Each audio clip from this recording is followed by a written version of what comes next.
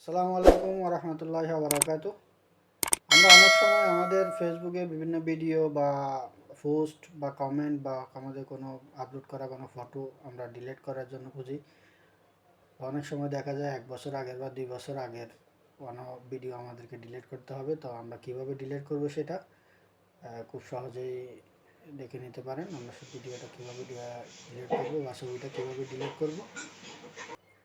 বা 2 বছর আগে তাতে কোনো সমস্যা নেই। আমরা খুব সহজেই ভিডিওটা ডিলিট করে নিতে পারবো। তো এর জন্য আমাদেরকে প্রথমে আমাদের ফেসবুকটা লগইন করে নিতে হবে।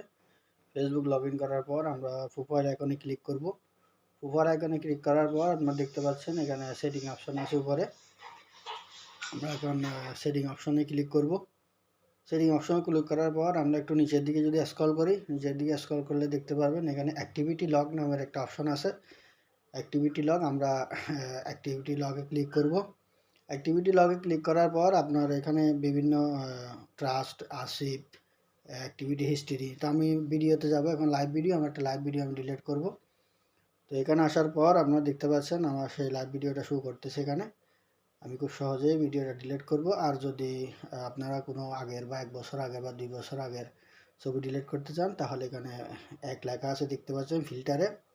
আমরা যদি সেখানে ক্লিক করি, সেখানে ক্লিক করার পর আপনারা ক্যাটাগরিজ বা ডেটের মধ্যে ক্লিক করলাম। আমরা এখন ডেট বসাবো। আমি আপাতত 1 তারিখ জানুয়ারি 1 তারিখ থেকে ডেট দিচ্ছি। 1 তারিখ থেকে স্টার্ট ডেট আর এন্ড ডেট হবে আমার 17 তারিখ আজকের ডেট। তো আমি ডান করব। এখন ডানে ক্লিক করার পর দেখতে পাচ্ছেন আমি 1 তারিখ থেকে 17 তারিখ পর্যন্ত যা পোস্ট করছি এখানে সব শো করবে। তো নেটওয়ার্কের কারণে একটু স্লো দেখাচ্ছে এখানে। তো ধন্যবাদ সবাইকে, সবাই ভালো থাকবেন। এভাবে আমরা চাইলে আমাদের 2 বছর 3 বছর আগের যে কোনো টাইমের আগের ভিডিও বা পোস্ট আমরা খুব সহজেই ডিলিট করে নিতে পারি। তো ধন্যবাদ সবাইকে, সবাই ভালো থাকবেন, সুস্থ থাকবেন। আসসালামু আলাইকুম রহমতুল্লাহি ওয়া বারাকাতুহু।